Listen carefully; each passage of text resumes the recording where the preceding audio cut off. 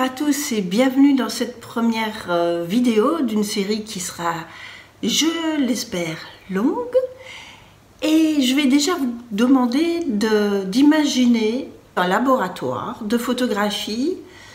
Il y a une vingtaine d'années de cela, les laboratoires argentiques, donc où les clients venaient faire développer une pellicule, ils apportaient la pellicule. Et donc moi, je suis la personne qui reçoit ce client dans le laboratoire, dans le magasin. Il vient apporter son film, que je développe, et en le développant, qu'est-ce que je vois dessus? Je vois des photos de Saint-Jacques de Compostelle. Oh, voilà qui m'intéresse. Parce que ça faisait quand même quelques mois, voire peut-être même plus, une année, peut-être, je ne me souviens plus très exactement, que je pensais bien pouvoir y aller, tu vois, avec le truc, j'y vais pas, oh là là, j'ai un peu peur, mais oui, mais où partir, quand, comment, avec quoi, qu'est-ce qui est important de savoir, etc.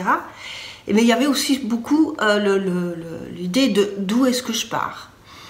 Pour vous dire qu'à ce moment-là, j'habitais en Belgique, à Liège plus exactement, et j'avais bien vu qu'il y avait 4 départs de chemin en France, hein. Il y avait Arles, le Puy-en-Velay, Vézelay et Paris, par la voie de Tours, mais je ne savais pas laquelle prendre. Il faut aussi vous imaginer qu'à cette époque-là, à ces dates-là, quand on parlait des gens, des témoignages de gens qui avaient fait Compostelle, ils avaient fait d'une traite. Donc soit ils étaient partis de Saint-Jean-Pied-de-Port, soit ils étaient partis du Puy-en-Velay par exemple. Le Puy-en-Velay à ce moment-là était déjà le plus connu quand même. Hein. Mais bon, moi je me disais, partir d'une traite, comment est-ce que je vais faire? Je travaille, ça va être compliqué d'avoir des jours de congé pour pouvoir partir comme ça. Donc déjà ça m'interpellait par rapport à ça. Je m'étais déjà un petit peu renseignée, je m'étais rendue à Bruxelles parce qu'il n'y avait qu'à Bruxelles qu'il y avait une association des Amis de Saint-Jacques à ce moment-là, et j'avais été posé la question à cette association. J'avais rencontré plusieurs personnes et je me souviens qu'il y en avait un qui m'avait parlé de la Voie del Norte en plus plutôt que le Camino Frances, donc ça avait rajouté un gros point d'interrogation sur par où je vais partir et comment je vais faire et quand est-ce que je pars. Puisqu'il y avait un autre chemin en plus qui m'était proposé. À ce moment-là, je n'avais pas encore entendu parler du chemin portugais ou ailleurs en Espagne. Donc la question se posait toujours. Et quand cette personne est venue dans ce magasin, vous vous rendez compte, à Liège, où j'habitais, je me dis, je vais lui poser la question. Et voilà, et le voilà, qui revient chercher ses photos. Donc mes collègues, bougez-vous, hein, c'est moi qui le sers. Et je lui pose la question. Vous êtes parti sur le chemin de Saint-Jacques, ouais, super, formidable. Est-ce que je peux vous poser une question indiscrète? Oui, bien sûr, allez-y. Et donc je lui demande la question, d'où êtes-vous parti? Alors, ce qui est bizarre, c'est sa réaction. Il me regarde comme ça, il a l'air de dire, mais comment ça, comme si c'était une question idiote.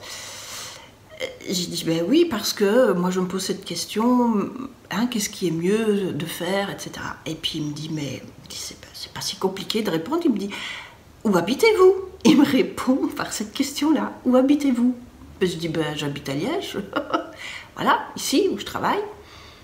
Il me dit, mais ben voilà, vous l'avez la réponse. Il me dit, partez de Liège. J'ai dit, comment ça, moi, partir de Liège? Vous imaginez? Alors, je ne sais pas si vous visualisez la distance qu'il y a entre Liège. Donc, il y a un petit bout à faire en Belgique, quand même. La Belgique n'est pas grande, mais il y avait quand même quelques kilomètres à marcher en Belgique. Faire toute la France à pied, donc c'est déjà un peu plus long, plus l'Espagne. Je lui réponds, ben, j'aurais jamais de congé en suffisance pour pouvoir partir comme ça, vous imaginez? Il va me falloir quoi, 3 mois? C'est impossible. Il me dit, mais vous n'avez pas besoin d'attendre vos congés pour partir.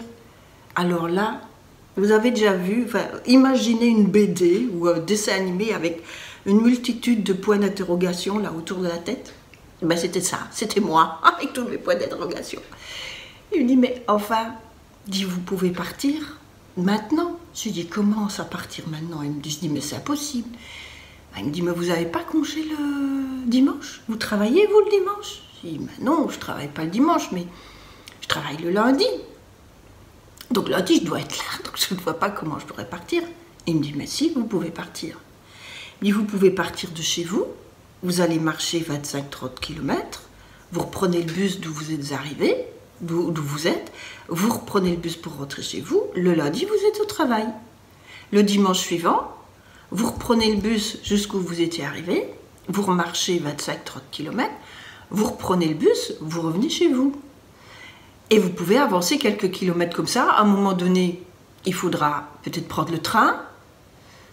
Et puis après, à un moment donné, c'est sûr que vous serez arrivé trop loin pour la distance à parcourir en transport en commun. Mais à ce moment-là, vous pourrez attendre vos prochains congés. Mais surtout, vous serez sur le chemin. Vous serez dans l'énergie du chemin. Rendez-vous compte, vous serez déjà sur le chemin de Compostelle. Vous pouvez démarrer dimanche. Et je me dis, mais on peut faire ça, faire des petits bouts comme ça. Et c'est là qu'il me cite les exemples des pèlerins du Moyen-Âge et qui me dit, mais les pèlerins au Moyen-Âge, quand ils partaient de chez eux, fatalement. Ils n'allaient pas prendre le train pour aller à Vézelay ou au Puy-en-Velay. Ils partaient de la paroisse du plus proche que chez eux, à laquelle ils se rendaient à pied. Ils se rendaient à cette paroisse pour être accompagnés déjà, pour être à plusieurs et éventuellement être accompagnés de soldats. S'il y avait des bourgeois, il pouvait y avoir des soldats qui vous défendaient contre les bandits de grands chemins, les forêts à traverser, les loups, etc. Et en plus, ils étaient bénis. Mais ces pèlerins-là, à un moment donné, ils n'avaient plus de sous. Donc, ils devaient s'arrêter dans un endroit, un village, une petite ville, travailler au champ, auprès d'un artisan, peu importe, pour remplir sa bourse et continuer. Parce qu'il ne faut pas croire, les pèlerins, ils avaient besoin aussi d'argent parce qu'il fallait payer les octrois sur les ponts. Il fallait souvent payer des entrées dans les villes, pour entrer dans la ville. Et il n'y avait pas des hôpitaux, hein. L'hospitalier vient de là, c'était des hôpitaux, hein, ceux qui recevaient les pèlerins. Il n'y en avait pas partout. Il fallait bien qu'ils aillent dans des auberges qui accueillent les pèlerins. Et donc il leur fallait de l'argent. Et ils arrêtaient peut-être 1 mois ou 2, 15 jours, ça dépendait. Et puis ils repartaient. Bon, il y en a quelques-uns qui ne sont pas repartis parce qu'on le sait, ça, on a des traces de pèlerins qui se sont arrêtés, qui ont par exemple rencontré l'amour et qui n'ont pas été plus loin parce qu'ils ont fondé une famille, etc. Où ils sont allés, ils sont revenus, enfin voilà. Mais ils partaient plusieurs années. Donc il n'y a pas de raison. Vous revenez chez vous pour travailler, pour remplir votre bourse, mettre de côté et repartir la fois suivante. Mais c'était la même chose pour eux. Donc rien ne vous empêche de faire pareil. Mais vous serez dans l'énergie du chemin. Et c'est exactement ce que j'ai fait. Le dimanche suivant, je partais sur les chemins de Compostelle. La voie à prendre, en fait, j'ai suivi son conseil par rapport à ce qu'il me disait, les pèlerins partaient de chez eux. Moi, je me suis rendue à la paroisse Saint-Jacques de Liège. Il y avait, et il y a toujours, la bibliothèque de l'évêché qui est là. Et à la bibliothèque de l'évêché, j'ai découvert que les moines qui étaient partis en 1051 ou 1031, je ne voudrais pas dire de bêtises, sont partis de Liège. On a les traces, ils ont traversé les Ardennes, c'était la Via Arduina, du nom de la déesse des Ardennes, et ils étaient passés par Reims, ils avaient rejoint la voie de Vézelay. Donc j'ai exactement fait le même chemin, parcouru le même chemin que ces moines du Moyen-Âge. Il y avait les moines, mais il n'y avait pas que les moines, hein. Ils étaient nombreux, il y avait des pèlerins qui s'étaient justement joints à eux, à ces moines-là, pour être protégés, pour être bénis, et que tout se passe du mieux possible pour eux. Voilà comment je me suis mise en chemin, et c'est une histoire extraordinaire. Alors pourquoi est-ce que je vous parle de ça? Parce que de tout ce voyage que j'ai réalisé à la fin des années 90, début des années 2000, parce que je ne suis pas arrivée à Compostelle en une fois, vous l'avez bien compris. Sur ce chemin-là, il s'est passé beaucoup de choses. Mais de tout ça, en tout cas, je voudrais bien en faire un livre. En fait, c'est un projet d'écriture qui existe déjà, j'ai déjà commencé à écrire. Je voudrais un petit peu le remanier parce que j'ai envie d'y ajouter mon expérience, ma petite expérience d'hébergeuse, parce que maintenant j'habite sur le chemin de Saint-Jacques, sur une des voies que je n'avais pas empruntées pour me rendre à Compostelle. Voilà, donc j'avais emprunté 4 voies. J'avais emprunté donc la Via Arduina, la voie de Vézelay, Via Limoniensis, je ne sais pas très bien comment ça se prononce, j'ai un peu oublié. Après, j'ai fait la voie d'Arles, j'ai emprunté la voie d'Arles parce que j'habitais dans le sud de la France, et le Camino Frances. Et maintenant, j'habite sur la voie du Puy, vous voyez. Bon, du coup, moi, ce que je voudrais, c'est y ajouter cette particularité que d'être hébergeur, parce que c'est vraiment d'une autre manière qu'on vit le chemin. Ça travaille d'autre côté de notre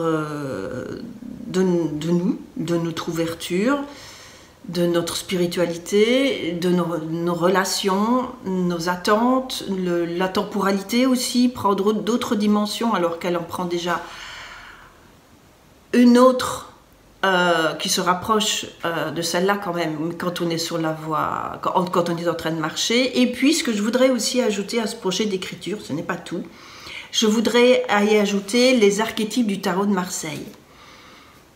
Les archétypes du tarot de Marseille, d'abord, peut-être, qu'est-ce que c'est qu'un archétype? Un archétype, c'est, comment dire, une image qui s'articule autour d'une symbolique, d'un mythe. Ça peut être un rêve, ça peut être comme des contes de fées. Et qui nous donne des clés d'orientation un petit peu sur notre vie, sur le sens que peut avoir notre vie. Ça peut nous guider, ça peut nous donner des clés de compréhension de ce qu'on traverse, de ce que nous sommes en réalité, de ce que nous vivons dans l'instant T. Voilà, c'est ça, un peu ça, un archétype. Et je trouve ça très intéressant de lier le tout parce que je vais sortir l'arcane, le mât par exemple, qui est ici. Voilà, le mât déjà, quand vous voyez le petit mât, oh, avec la lumière, le mât ici, vous voyez bien qu'il ressemble vraiment à un pèlerin. Hein. Il a son bâton, il a sa petite besace sur le dos là. Et il a serré sa ceinture. Il y a la ceinture qui est très importante. Je vous en parlerai peut-être la prochaine fois. C'est pour ça que je ne veux pas trop faire d'un coup. Puis ce serait trop long. Enfin, je ne peux pas tout faire dans une vidéo. Et puis les vidéos, ce sera aussi pour vous rendre compte de ce qu'il y a dans le bouquin, de ce qui est déjà et de ce qu'il y aura dans le bouquin. Moi, ça m'aidera aussi à avancer et peut-être à avoir déjà vos retours. Alors, je ne sais pas comment ce bouquin-là, il existera. Financièrement, déjà, je ne sais pas du tout. Il y aura... Enfin, on verra, j'en sais rien, on verra. Voilà, je laisse faire. Peut-être qu'il y aura aussi une partie genre livre d'artiste parce qu'il y a tout un travail d'écriture poétique entre guillemets et de photographie puisque mon premier métier c'est la photographie. Donc voilà, tout ça sera lié. Mais je reviens ici au tarot de Marseille. Ce petit pèlerin là par exemple, c'est ce mât là, c'est le matto en italien, c'est le fou, c'est celui qui n'est pas c'est pas quelqu'un qui a une maladie mentale, hein. C'est plutôt quelqu'un qui sort du cadre, hein. C'est quelqu'un qu'on va traiter de fou parce que justement tu fais Compostelle en hiver ou quoi, tu pars toute seule sur les chemins de Saint-Jacques, mais en fait tu es complètement folle ma fille, tu es irresponsable, vous voyez, c'est quelqu'un que les autres peuvent traiter de fou. Et lui, il n'a pas de valeur numérique, contrairement aux autres arcanes majeures du tarot de Marseille, parce qu'il n'a pas de place à proprement parler. C'est celui qui nous fait passer d'une étape à une autre. On pourrait se servir aussi comparer le tarot de Marseille à un guide du chemin. Je ne vais pas vous donner de nom, mais par exemple, ou un GPS. Voilà, il va nous donner les indications pour aller d'un point A à un point B de la meilleure des façons qui soit. Mais voilà, c'est lui aussi. Mais c'est aussi une énergie. C'est l'énergie qui va vous faire avancer, qui va vous faire partir continuer votre chemin vers qui vous êtes en réalité, vos projets, vos envies, vos rêves, etc. Eh bien, ce que je peux dire ici, dans cette première vidéo, c'est que ce mât, pour que vous le compreniez bien, peut être quelque chose qui nous pousse de l'intérieur ou qui nous pousse de l'extérieur. Et ça serait ici, si je devais lui donner une image, ben, ce serait la personne qui m'a mise en chemin, en fait. C'est lui qui représente cette énergie qui m'a mis un petit peu comme l'animal qui est là, qui m'a mis les mains aux fesses. Allez ma fille, il est temps d'y aller. Voilà, c'est ça cette énergie du mât. C'est celle qui nous pousse à l'extérieur, qui nous pousse hors de notre zone de confort, qui nous envoie vers nous-mêmes. Voilà, vers nous-mêmes. Alors, il s'est passé d'autres choses assez hallucinantes, je vous les raconterai la prochaine fois. J'espère vous faire régulièrement des vidéos. Alors, c'est vrai que là, on approche des fêtes de fin d'année, donc je vais partir en Belgique bientôt. Donc, de là-bas, je ne crois pas que je pourrai vous en faire, parce que je serai dans la famille, ça va être un peu compliqué. Mais dès que je reviens au mois de janvier, je vous en fais régulièrement. Voilà, peut-être une tous les 10 jours, quelque chose comme ça. Pour le moment, il n'y a pas de pèlerin, donc ça, j'aurai le temps de vous pouvoir en faire plus. Je ne sais pas du tout comment ça va se passer. Voilà, c'est la première, on verra. Je verrai déjà vos retours, j'espère. Et voilà. Je vous laisse là, je vous embrasse, je vous fais plein de bisous, si je peux. Je vous dis à la prochaine fois. Si c'est pas avant Noël, ce que je crois, parce que je pars bientôt, mais on ne sait jamais. Je vous souhaite de belles fêtes de fin d'année. Je vous retrouve en janvier pour démarrer une nouvelle année. Et ça aussi, c'est très intéressant. Une année qui sera dans une énergie 9. Le 9 au tarot de Marseille, c'est l'ermite. Il s'agira d'en faire un beau bilan de cette année, durant cette année, d'avoir cette maturité de regarder derrière soi le chemin qu'on a parcouru pour mieux poursuivre la suite. Voilà, je ne vous en dis pas plus pour le moment. Ça suffit comme ça. Allez, au revoir.